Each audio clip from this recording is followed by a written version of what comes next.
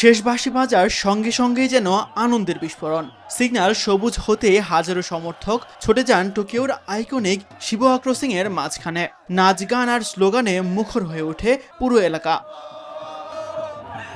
সুইডেনের বিপক্ষে ম্যাচটাও ছিল ঠিক এমন রোমাঞ্চে ভরা। প্রতিটি মুহূর্তে ছিল স্নায়ুচাপ, তবে সমর্থকদের বিশ্বাস এই দল শেষ পর্যন্ত লড়াই করবে।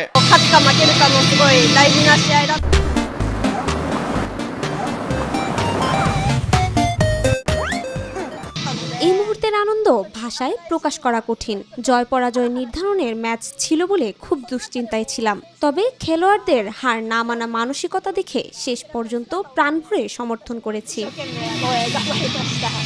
এখন অবশ্য জাপানের সামনে আরও কঠিন চ্যালেঞ্জ। নকআউট পর্বে তাদের প্রতিপক্ষ ব্রাজিল, তবে আত্মবিশ্বাসের কারণও আছে। গত বছরের অক্টোবরে টোকিওতে প্রীতি ম্যাচে ৩-২ গোলে ব্রাজিলকে হারিয়েছিল সামুরাই ব্লুরা।